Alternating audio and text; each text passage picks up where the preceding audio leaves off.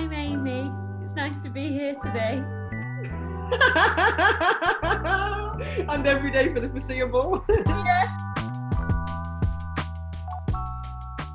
We're in this situation.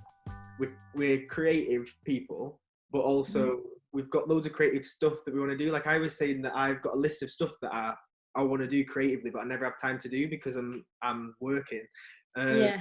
It just sort of gets pushed back, gets pushed back. So I'm trying to use this time to do that now.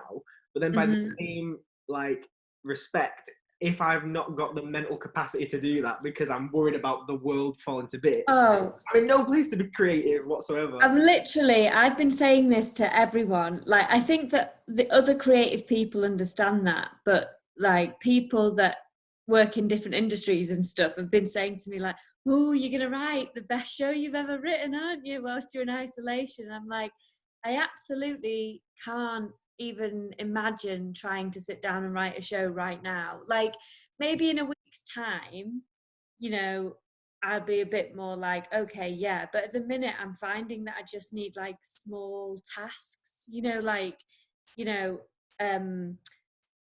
planning online workshops and stuff. I can do that, and delivering them. Like, I can do this stuff that feels like, I can tick things off a list kind of thing. But anything that feels like a big, long thing that's just that has no kind of real end date, or you're not going to tick off wrote a show by the end of the day. Do you know what I mean? Like, and obviously I know normally in life it's like, well, get stuck into those things anyway, but right now I feel like, I just need to feel like I'm doing things, and I only have the capacity to focus on little things at a time at the minute. Yeah, and I think it's definitely about it being digestible, because if not, you just like overface yourself. Especially if you've got something that's do you know, like if you do tackle all of your plans straight away, I think you're sort of like not only left with nothing afterwards, but also just like you might not do them to the best of the ability, especially. Totally. Adapting yourself digitally is difficult, because like what were you saying then? So as well as you doing your stand up and acting and everything else, you facilitate a lot, don't you? So have you got sessions that have been fully cancelled, or have you got sessions as well that are sort of being reimagined for like digital, or what? So I've got some stuff that's just been completely cancelled, which is totally understandable, because it is hard with participatory work to do it online, because it's like part of what you do as like a comedy or theatre facilitator is like the confidence in groups that kind of, people meet each other there. It's a social thing as well, and it's really hard to create the atmosphere online when you're like in different houses. But there's some of them that have been. So a few places have asked me, like I'm doing for a charity on Thursday, I'm doing like an online creative writing workshop. That's good. Which is good. And then some other like top tips for a stage school about like performing comedy and stuff. What's your situation now? Are you fully isolating or what? Yeah, so as of yesterday, we're in full isolation due to the fact that our good friend Sam decided to spread disease around. No, I'm joking. He didn't do it on purpose, obviously. Yeah, we're in isolation because I spent a few days last week with him when he had symptoms that he didn't know were symptoms back then. You know, there's been the new thing about taste and smell and that. So now we're in full isolation, so trying to so yesterday was Sunday and we were like, oh my god, we're in isolation, and I was like, we stay in on Sundays anyway, chill out, you know what I mean? Trying not to be like, what are we going to do, we can't. And I was like, what would we usually do? We'd usually just like chill out at home on a Sunday, so it's fine. And then this morning we got up like normal time for a Monday morning, Steve's working from home, so we like got up, I made the living room into a little yoga studio for an hour, and then like just keep taking. So I've been like doing a bit of planning, applying for jobs and stuff, like normal non-creative jobs.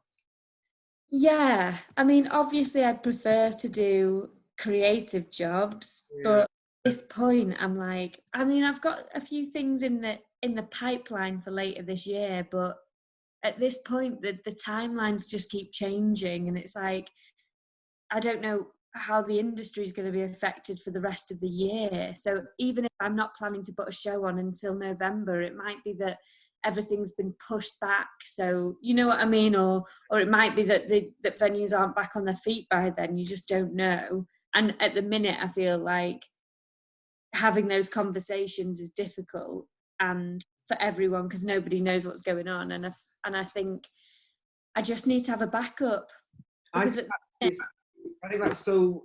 Yeah, I think that's so needed. But also, there's a lot of people that won't be doing that because they're gonna have to. And I'm not like saying it's getting a normal job, as I joked before, and it's like yeah, lesser at all. But what I mean is, I think a lot of people have a sense of pride about them if they've done a show before or they've done like a successful creative thing, and then it's like, well, I yeah. go and work in Tesco now. Yeah, no, well, that's the thing, and I just think, well, I need to. It's I'd rather be doing something, at least get myself like another part-time job that I can do, and then I mean, it's so annoying, isn't it? Because we work for years and years to get to the point where we're full-time creatives, like, and you finally get there, and it 1 year in, you know what I mean? And the whole fucking industry crashes to the ground. I Um, know it's totally like, and it's like I was saying before. I've sort of noted this before, but like it, when I'm speaking to different creatives on this, and I'm thinking it may come across to people like, oh, poor them, they're not being able to act for a bit. But at the end of the day, it's like that is still like our world and our stuff that we're doing, and it is yeah. still like, and obviously like these people who are having to make much bigger sacrifices. But in the same respect, I'm a big believer for people sort of, I don't know, everybody deserves sympathy at this time. And I think Well, creatively, it's the stuff that I just can't believe that it's people creating stuff like sketches, like small videos, music, that bring up the spirits for people all year round, and yeah. it's so important. Well, that's it. I think that I get if, I'm trying to look on the bright side, and I'm in my like husband's still working, so I'm not too financially scared at the minute. Like that's all right. And so I get that people might be like, "Oh, poor you." But the point is, if anyone loses their job at any time at the minute, it's shit. Like it's crap. Yeah. And my job has as much value as somebody else's. So I think anyone that's saying that just isn't valuing what we do, and that doesn't feel nice if somebody acts like, you know what I mean. And also then you're like, you've seen loads of things, I'm sure, on Facebook and everything, where it's like, right, if we don't value creatives, then stop watching TV, stop listening to music, stop doing all of those things, like you say, that constantly keep people. Right now people are using more than ever. A couple of weeks ago, when it was kind of starting, that it was like, right, if you have these symptoms, stay in, and all of that kind of stuff, and just kind of the whole uncertainty of it was something that I've always like had to live with for years. So, which is hard as a freelancer. This thing of, I get ill a lot, and that I don't really know when it's going to happen. And so it's kind of like, well, at any point I could just have to stay in for a long time. Do you know what I mean? So that aspect of it is something that I'm actually quite used to. And also the idea of like, because I know it's really hard, everyone's really struggling with the fact they've had to cancel loads of plans and they're not seeing people and all of that kind of stuff. And again, that's something that happens quite regularly for me. It's like, I'm really looking forward to this big thing, and then it gets to it and I'm too ill to go, or looking forward to seeing someone and then I can't do it last minute. And I think for a lot of like chronic illness people at the minute, we're like thinking, yeah, so this is like, obviously this isn't how we live, because it's a global pandemic. But for us, these kind of situations that people are finding themselves struggling with as things that we kind of live with every day, um obviously not the kind of mass panic. That's, yeah, there's aspects of it, you know what I'm talking about. There's aspects of it that are definitely relatable to us. And I think one thing that I've found that I think that this is doing is like bringing out hopefully in a lot of cases a really generous side to people, and people are starting to be like, wait, we need to look after vulnerable people. Wait, what are homeless people going to do? What are these people going to do? And you're like, yeah, we need to carry these values on after this is over, of like realizing that vulnerable people shouldn't be left to just slip through the cracks. Yeah, I really hope that like what you're saying with that realization with people. I hope that I was listening to somebody yesterday doing a live stream,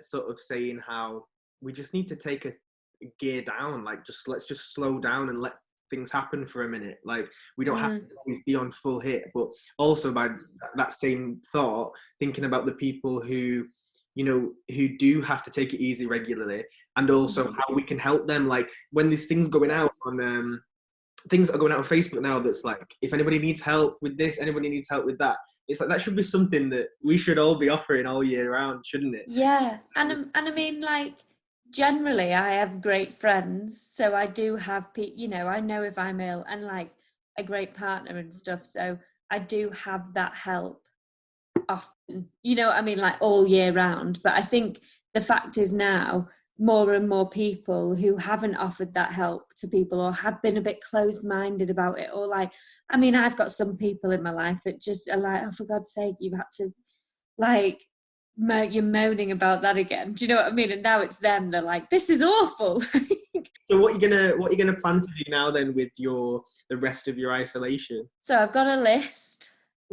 Yay. So yeah, I'm gonna keep applying for jobs, keep trying to do what I can help wise in terms of like online workshops or like chatting with people or whatever, and also like I've got a lot of meetups planned, which is good. Also all online, I hope. yeah, oh yeah, no, going out tonight. Yeah, I've got a lot of online kind of creative meetings, but also online like catch up with friends, which is nice. This house is gonna be so clean, you won't believe it. Like got a list of the annoying things, you know, like clearing out the kitchen drawer, you know, things like that you just never do. Yeah, I don't know if that's a good thing or a bad thing. I've got the same here as well. Like, Yeah. just hoovering. yeah, just I'm like clean the skirting boards and crap like that. Take ages. But also I am gonna try and do creative things, like maybe not be like, hey, I'm gonna write an entire show, but maybe just be like, think about this and write about that for a bit, and maybe write a few jokes. Yeah. Although I dread to think how many terrible jokes are going to be written. And then when we first go out again to comedy clubs, every single set's going to be like, so isolation. You know what I mean? So, yeah.